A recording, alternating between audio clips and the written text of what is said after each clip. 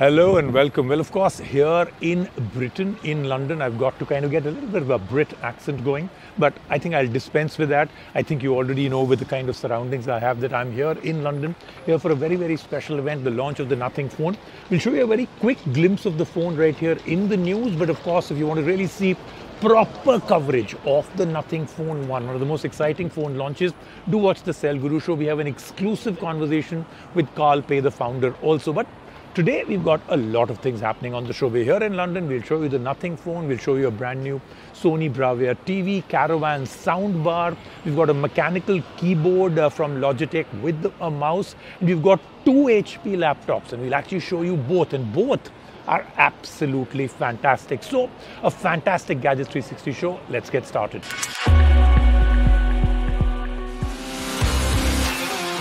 For months, we have been holding to the edge of our seats waiting for the launch of Nothing Phone 1.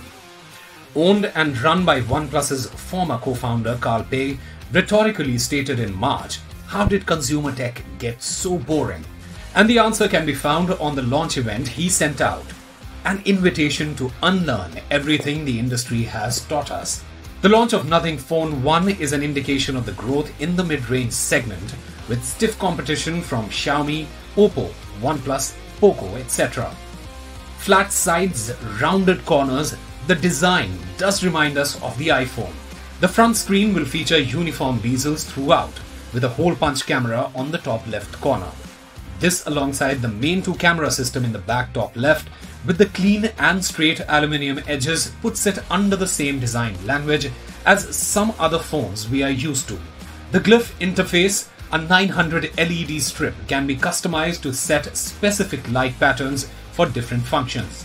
Backed with Nothing OS, which is based on Android 12, it has promised 3 years of software updates and 4 years of security updates. Devices in this range don't carry IP ratings, and with IP53, it is somewhat waterproof. The Nothing Phone 1 has so much potential, and it is only time that this will beat all the phones of the mid-range segment. Nothing has also confirmed that all their phones that will be sold in India will be manufactured in India, aligning with our Make in India policy. Priced at Rs 32,999, the phone is premium to touch with a unique transparent design and is available in 2 colors, black and white.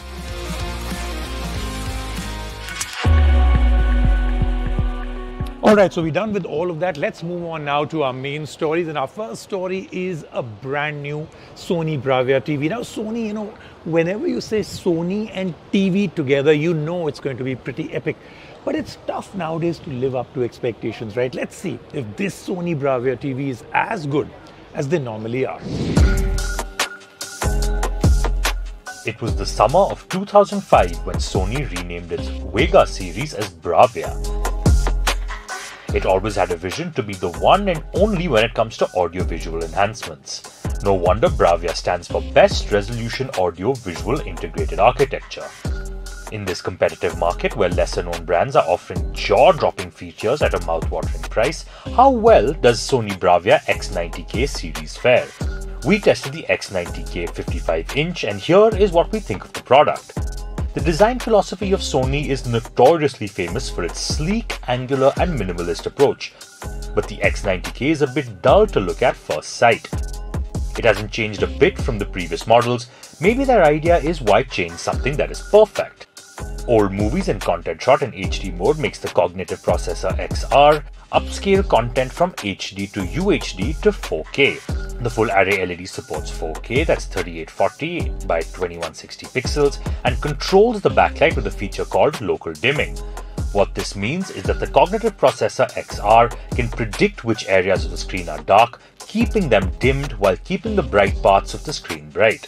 If it is a face, the processor makes the skin tones richer and more detailed. This has an almost bezel-less display out front and 2 stands that slide in through each side and handle the weight of the TV well. At 18.5 kg, Sony has kept it somewhat lightweight and provided with an adaptable stand which gives flexibility to position according to the sound system. The XR Triluminous Pro feature gives the X90K access to a wide array of colors, shades and hues with clever separation. We noticed when we played 4K videos, it quickly adapted to its colors and compositions. However, when we played scenes that were particularly dark, the graininess increased and the local dimming feature didn't improve in some instances. Some X90K was built for a dynamic gaming experience with HDMI 2.1 connectivity and adaptive refresh rate of 100 to 120 FPS. The auto low latency mode features of the Sony Bravia X90K allows it to recognize if and when a gaming console is connected and then intelligently shifts the TV to game mode. It consists of two down-firing 10-watt speakers and two tweeters taking up the sides of the TV. Together they deliver incredible sound. Two full-range bass speakers ensure an audio output of 40 watts with a 360-degree surround sound experience. We loved toggling in and out of Dolby Atmos just to see how much of a difference does it really make. It was a pure pleasure to experience highly immersive visuals with brightness levels peaked and full support of Dolby Atmos and Dolby Vision. Watching Tom Holland on Netflix became uncannily real with Netflix calibrated mode. However, the input lag while gaming is at 8.5 milliseconds, enabling competitive gamers the upper hand. Since it is a smart TV, it is easily connected to Google TV. It is also Bravia Cam compatible and Apple AirPlay compatible along with Bravia's core app, which is filled with over 800 movies. In conclusion, we'd like to add that despite the certain setbacks we experienced, we were mighty impressed with certain features too, like the cognitive processor XR, which blends the images and colors of the images in such a way bright pictures is not strenuous in the eyes of the viewers, or the easy installation with an adaptable stand. However, as part of our home entertainment experience, we desire more. Priced at 1,23,490 rupees, Sony serves as the reminder of the rich history and its portfolio full of successful products, so we know it still has a lot of game. But what I do believe in are the two laptops from HP that we've got, the Omen and the Victus, both fantastic, both very well priced, both perfect for the kind of person that literally wants it all in terms of performance, in terms of gaming. Let's take a look at both of them. You're about to venture out into the market for your first gaming laptop, and being the HP believer you are, that's the brand you decide to go with. This is where you hit your first curveball. The two different gaming lines from HP, the Victus and the Omen, the Audi versus the Porsche. Now, don't go with the price point because we are here to tell you which one of these are actually a bang for your buck. This is the head-to-head of the HP Victus 16 versus the HP Omen 16 2022. Starting with the build quality, we see that both the laptops provide a minimal muted matte black design, which is a stealthier look when compared to other gaming laptops and their flashing RGB lights. The Omen has its gradient diamond shape on the backside, whereas the Victus comes with its V-shaped logo. This subtle design will help you be the Clark Kent at work before you reveal the Superman within. Now, both the laptops sport a full metal body with a plastic chin. This puts them a little on the thick and heavier side, with the Victus being surprisingly heavy at 2.48 kgs with a 24mm thickness versus the Omen's 2.32 kgs at 22.5mm thickness. The Omen features HP's floating hinge design with a 135-degree range, making sure that the airflow from the top vents is never blocked. The Victus, on the other hand, has the usual single hinge design with a 115 to 120-degree flex. Both the hinges feel solid and smoothly open with a single hand. Though there is a slight wobble with Omen's hinge, neither of them feels flimsy. The solid build quality continues all around the keyboard as well. The keys on both the laptops are smooth with a good travel. Though being a full-size keyboard, the key spacing feels a little cramped on the Omen, leading to a few typing errors here and there. The Omen features a 4-zone RGB over the simple white backlight on the Victus. The trackpad on both the machines are large and wide, but the Omen feels firmer and snappier when compared to Victus. Moving on to the display, this is where the differences become more significant. The Victus features a 144Hz Full HD IPS panel with a 45-degree NTSC color gamut with 250 nits of peak brightness. Overall, the colors feel a bit underexposed and a little on the colder side. Working in bright outdoor conditions is almost impossible. When gaming, the response rate remains smooth and above average, but the color accuracy does take a hit. This is where the Omen does a little better with its 144Hz Full HD IPS panel rated at 300 nits along with 100% RGB color gamut. The colors are more vibrant and punchier with accurate tones, though usability outdoors will still be an issue. Our only complaint here was the lack of a 4K panel on the Omen for this price range. Moving beyond cosmetic differences, let's move to the main deciding factor, the performance. The Victus has AMD 7 Ryzen chipset and is also loaded with octa-core processor, 3.2 GHz clock speed along with 16 GB of RAM. It also has a 16 MB L3 cache, which was quite a shocker if one is a hard gamer. Games like League of Legends, where the experience was good, but for Assassin's Creed Valhalla, there was minor screen tearing, while for Valorant, the game crashed numerous times and the screen went completely blank. The Omen laptop has Intel Core i7 12th Gen chipset loaded with octa-core processor and at 4.7 GHz clock speed along with 16 GB of RAM. It has a lower voltage requirement than DDR4. It has a 24 MB cache, making the device very fluid and fast to work and play on. Graphics ran smoothly for Assassin's Creed Valhalla, but with Elden Ring, the colors were smudgy. Valorant had a good amount of lagging, needs a better connectivity to play. And without a separate mouse, the track misbehaves and makes the system hang. The thermal aspects on the Omen are quite impressive. The laptop is loaded with Omen Tempest cooling system along with IR thermopile sensor, which measures temperatures from certain distances by detecting infrared energies. The fans can get 5500 RPM, making bearable noise. The speakers are dynamically good and can get loud. But the catch is that the speakers do not have bass. Both have Omen Gaming Hub loaded on their platform where users can adjust thermals, power modes and can also check system vitals, network booster, lighting, graphics and performance. Omen is priced at Rs 1,55,490 and can really take your gaming and workhorse nature to the next level. Victus, priced at Rs 1,15,900 for the 16 GB 3050 Ti variant, is designed to meet you midway between both gaming and work. The choice is slim, hence we recommend throwing in a little extra and getting upgraded to the best of both worlds. Choose wisely. Now we're here, King's Cross Station, their international station here, which almost looks like, I'm going to in fact again get the camera to turn to show you. If you're taking trains to anywhere outside of England, this is where you come in. This is like an airport, except your mode of transport eventually turns out to be a train. I've used this many times, it's absolutely fantastic. That, by the way, is an immigration line. But if you're not into carrying music with you and you want a sound bar, like for instance when we did the Sony TV, by the way, which had great sound, but in case you have something, remember Carvaan, that little radio looking, very old style kind of a radio with lots and lots of music in it, many songs, all nostalgia, old songs. Well, they came up with what looks like a sound bar and they call it the Music Bar. But is it any good? Well, we're about to find out. Does the idea of singing along to your favorite song make your heart skip a beat? Has social media made you believe that you are outdated when it comes to your taste in music? Well, the internet will have you thirsting on new music every week. But have you thought about how Lata Mangeshkar and Kishore Kumar are still thriving in the little nooks of your home? The new Carvaan Musicbar with karaoke might just be what you need at your next family and friends get together. They say they are more than just a soundbar. But how exactly is the Carvaan Musicbar a game changer in the audio entertainment industry? We find out. At the heart of the product is a 2.1 channel soundbar with subwoofer and 120 watt output sound, weighs about 6 kgs. The 4 powerful full range drivers of 50 watt and 70 watt wired subwoofer gives it that extra kick in bass.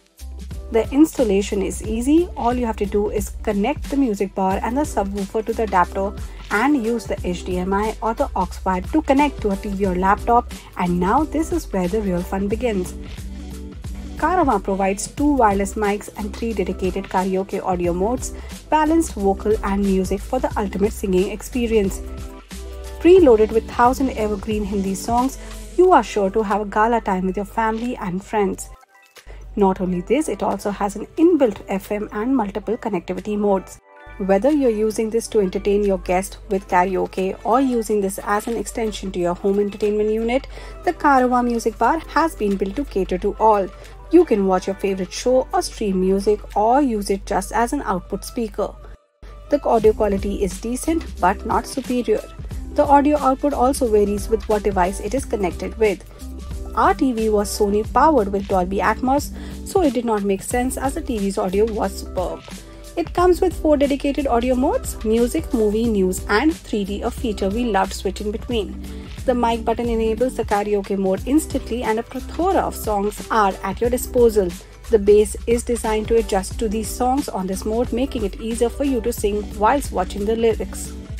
But is it truly what we need in our homes? The thing with brands like Carvaan is that it already enjoys a good reputation in the market, thanks to its predecessor, the Carvaan portable speakers, which were loaded with evergreen songs from yesteryears as well. The Illuminis were deeply cherished as they brought back the golden era of 70s and 80s music to the forefront. Nostalgia was revived in households as the old and the young came together to sing songs like Bhavre Ki Kunchan and Aaj Unse Pehli Mulaqat Hui. It certainly did more for us as a consumer because it helped us connect to our grandparents and sprinkled us with an essence of their legacy. The Carvaan Musicbar is a notch up in terms of its functionalities with 4 modes of audio, adjustable bass and treble levels. At 9,990 rupees, it is quite affordable and a justified price to carry a piece from our evergreen musical past.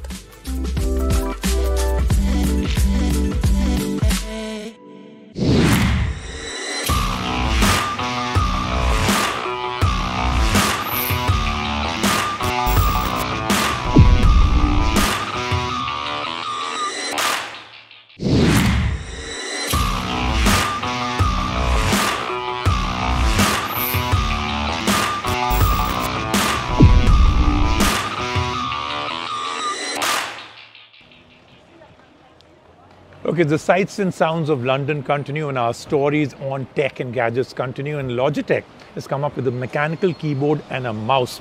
You know, I'm a big fan, even when it wasn't a big deal, even when it wasn't a fad, even when it wasn't a trend, I was still a big fan of mechanical keyboards. That feeling that you get, the kind of response you get, that very, very clickety feeling. I mean, that's tech. That's when you feel technology. Everything nowadays is so screen pe button dabana, kya maza hai yaar usme. So Logitech and me, I think, are thinking together. They've come up with these two, a keyboard and a mouse. Take a look. Earlier this week, Logitech launched their new range of mechanical keyboards, the Mechanical MX and MX Mini, and a mouse, the Logitech MX Master 3S. By bringing people together through music, gaming, video and computing for the last 35 years, Logitech has been a prominent player in the market. Has the MX line put Logitech above the benchmarks they have set themselves? Let's find out. The design of the MX mechanical keyboard is a dual-tone black-grey matte finish with an aluminium top case to make it durable. Made out of a post-consumer recycled plastic materials which adds to sustainability and makes it lighter in weight. It can be connected via Bluetooth and Logi Bolt USB receiver, and the device can be readily shifted between a Windows and Mac and workstations. The switches don't rattle or make any creaky noise. A very impressive addition, we must say. Logitech offers around a 8-degree tilt option, giving your fingers a great rest. In order to have the best typing experience, you can choose from 3 types of typing modes: tactical quiet, linear and clicky. The power switch is easily accessible at the top right corner of the keyboard along with the C-type charging port. Once charged, it can last up to 15 days with smart illumination and up to 10 months without it. An LED light indicates the battery status and also acts as a sensor to trigger the keyboard's smart illumination. The Logitech mouse, on the other hand, is a bold upgrade of the Master 3 mouse by Logitech. The body of the mouse is in a pale grey finish with right-handed design. The mouse has an updated 8000 dpi optical sensor which tracks the cursor like fluid and anywhere. It is promised that even on glass 44mm minimum glass thickness, the tracking of the mouse is precise. You can scroll through 1000 lines in 1 second with the mag-speed electromagnetic wheel. The scroll wheel on the side is fluent and versatile. It enables the users to change tabs, be it Safari or Chrome. It also lets one shift the timeline of a project, whether you are editing or creating content. The mouse comes with a 1-year limited hardware warranty and can be connected via Bluetooth or Logi Bolt 2. If you prioritize quietness over tactility, then this is the mouse for you, especially for those lengthy shared office sessions. We did face some lag after connecting it via Bluetooth. It can work up to 60 days with full charge, as claimed by Logitech. Priced at Rs 19,999 for the keyboard and 10,995 for the mouse, it might be an expensive deal for some.